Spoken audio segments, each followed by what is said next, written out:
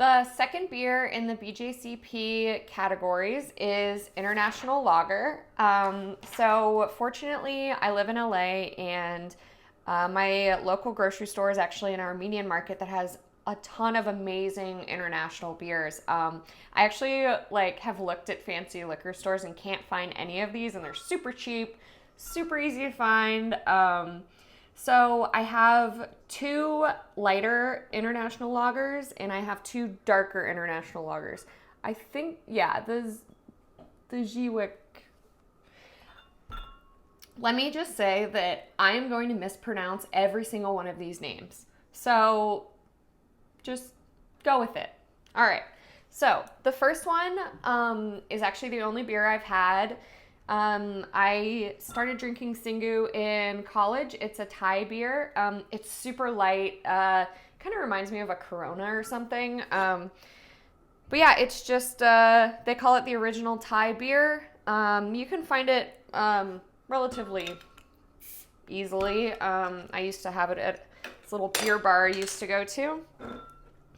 So this would be considered an international pale lager, which is number 2A.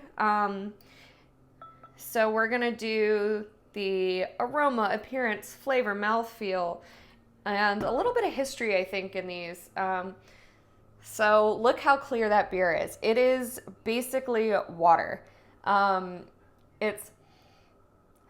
This actually reminds me, whenever I go get sushi, I always get asahi, because it's so light and crisp and goes well with fish.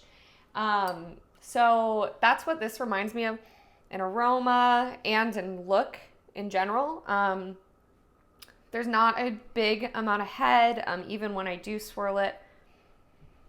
It's just it's a little floral, but not overly so in the aroma. So pale lagers, for aroma, they should have just medium to low aroma in general. This actually has more aroma than I think I would want if I was judging, but this is actually one of the beers that they use as an example on the list. Clean fermentation is the most desirable characteristic, but it says that some fruitiness can come through via the yeast. And I think that's what I smell. It's like a little appley. And so appearance, pale gold straw. This is like the exact color of straw. Flavor.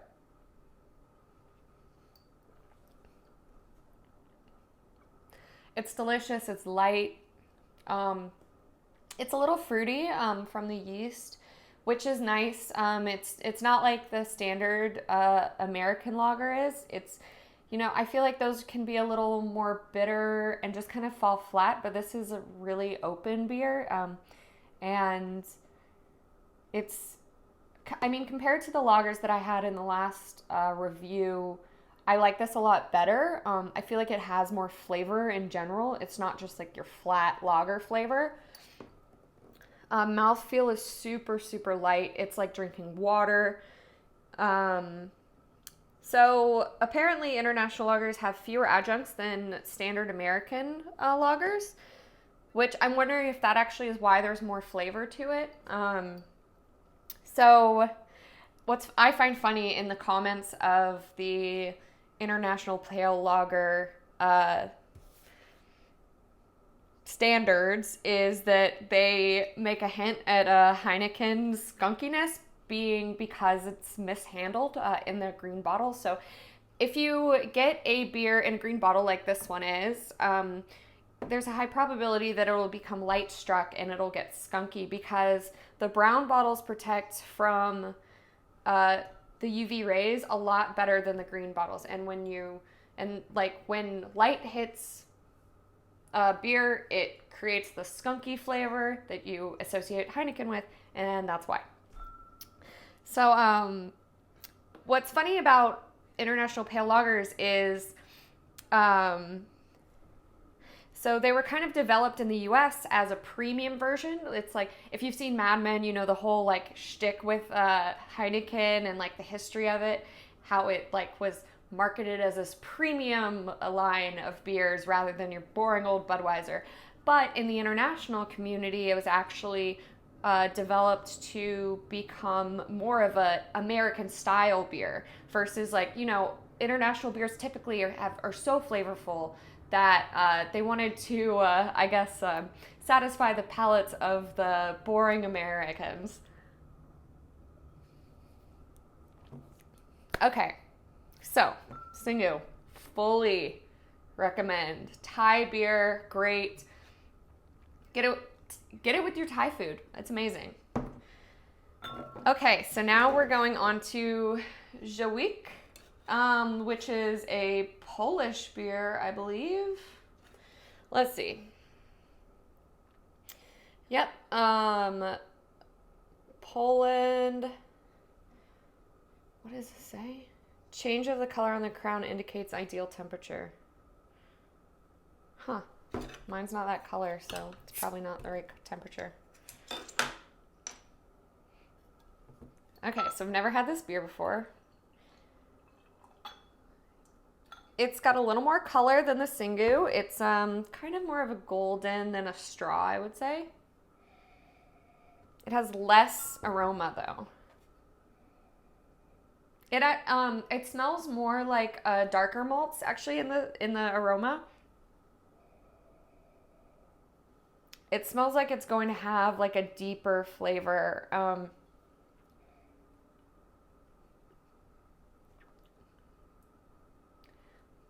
This almost tastes like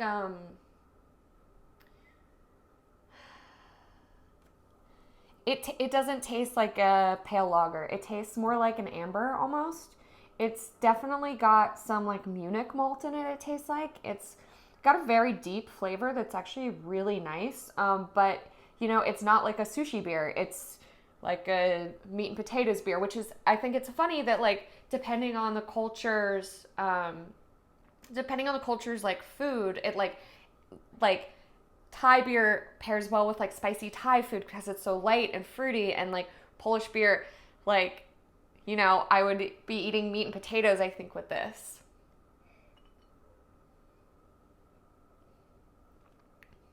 The mouthfeel it's pretty medium. It has a bit of a slickness, which is kind of like a diacetyl feel. Apparently diacetyl slickness is not an approved mouthfeel in international pale lagers, so I'm wondering if this is just part of their style. I definitely in the flavor get some grainy malt flavor, which is acceptable, bready cracker quality. It's this actually kind of reminds me of a Heineken that isn't like light struck. It's really good lager. I would recommend it. Definitely not as like chuggable, I would say, as the Xingu, but it's really nice. Okay, on to our darks. I've never had a dark international lager. Well, maybe I have. I've had like a Negro Modelo, but this is very different. So this is an Armenian beer, Kilikia, dark. And so it's a dark lager, and it's the beer of Yerevan. So this is in a green bottle, so it's possible that it would be light struck. Actually, this almost looks like an amber to me anyway. It's very red. It's a beautiful color. And the head is tan. So the amber lagers, let's see, what's the appearance is a golden amber to reddish copper. I mean, this could, yeah, it's a dark lager. It's a deep amber color, tan head, not super high bubbles. Oh God. Okay. The aroma is arresting. Jeez. It smells like straight caramel almost, like sour caramel. Holy crap, that's weird. I'm actually a little worried about drinking this. Okay, so it's supposed to have little to no malt aroma. Might have corn character, medium low to no roast or caramel malt aroma, which is absolutely not what this is. This is very bizarre crystal malts soured smell. The appearance is beautiful. All right, let's try this. Ugh, I hate this. This is gross. What is this? Oh my God. Okay, it's like sickly sweet. It's almost like drinking medicine. Very gross. What is...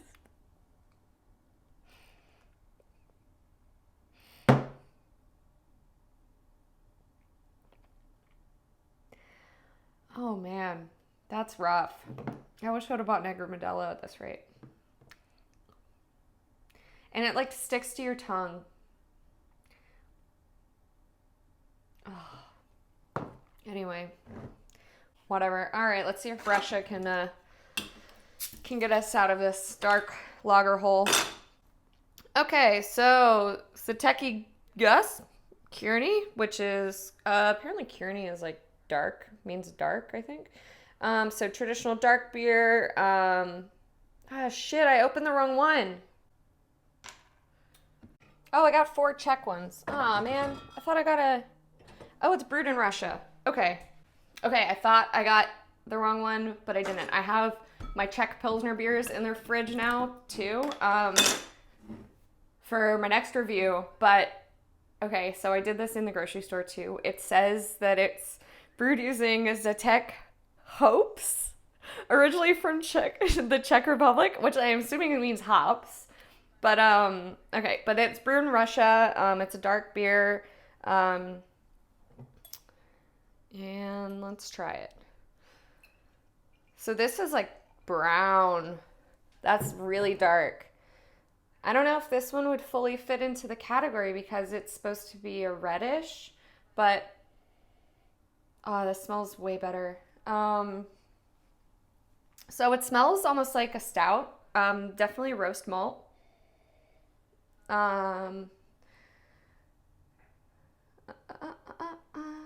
Oh, deep amber to dark brown. So it could be dark brown. I don't see ruby highlights, but my lighting is really bad right now. So yeah, let's see. Yeah, no ruby highlights. It's more brown highlights, but all right, let's try it.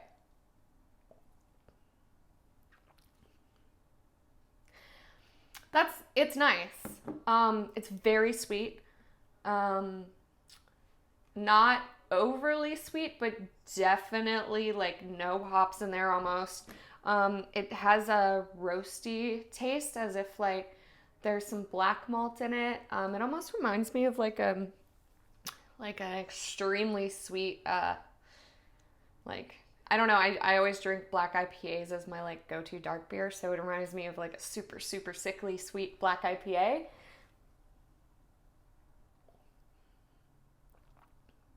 It's got a pretty medium mouthfeel. It's not thick at all.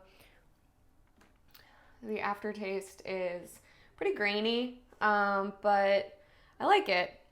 I don't know if I would drink this on a regular basis like I would the light ones, but it's 1,000 times better than whatever this is. This was a bad call on my end.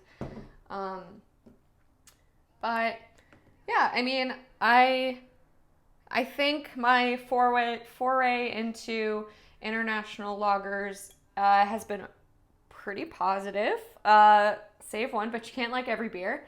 And I hope you guys now have a little bit of a better understanding of what an international lager is, because I truly had never even heard the term before I opened up this page and went to go grab a bunch of different weird international lagers.